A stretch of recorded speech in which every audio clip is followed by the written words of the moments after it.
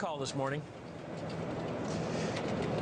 Yeah, recall this morning. Of course, that's not what General Motors wanted to be talking about. They wanted to be talking about their European launches. They're relaunching one of their Opels here. But, of course, it is those recalls in North America. 1.3 million cars that GM is recalling that everybody is talking about here. The recalls affect the Pontiac G5 and the Chevy Cobalt. The problem, as we've been talking about all morning, is the power steering in some cars, particularly if their warranty has already run out. The power steering is cutting out. You can still drive the car, but naturally it becomes much more difficult.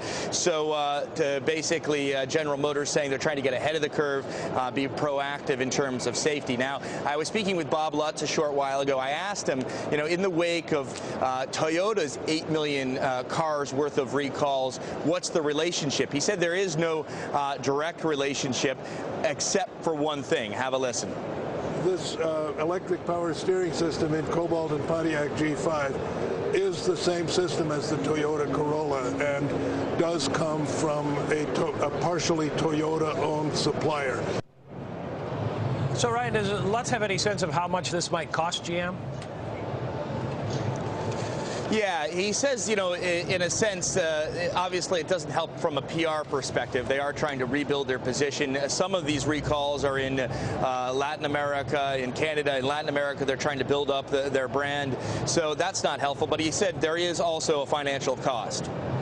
It's I think, probably right around 100 million. Give or take. We generally don't disclose the value of recalls, but it's not a figure that is of catastrophic proportions.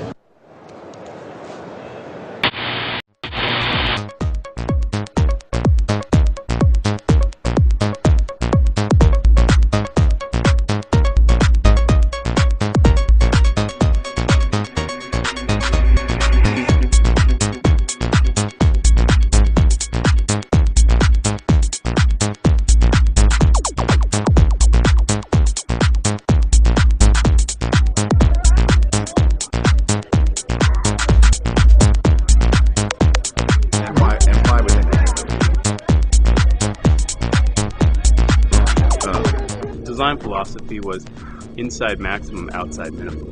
And this particular unit has the LED headlamps, right, which are very efficient, as well as the fog lamps, and then your premium 17-inch alloy wheels.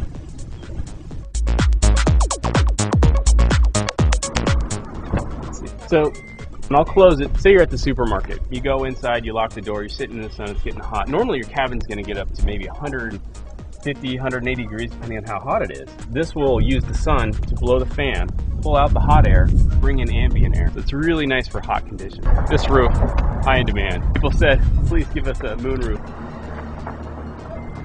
Inside you get 3 extra cubic feet of space. You'll notice that this screen is focused only on navigation now. A lot of functions that you're used to, we've moved up into this multi-information display up there. Now you can have your navigation and those screens at the same time. And then as we get driving, I'll show you some three new modes that we have. The EV button, the Eco mode, and the Power mode. This is the pure electric one? This is the pure electric one, this EV right here. Eco, that's the standard.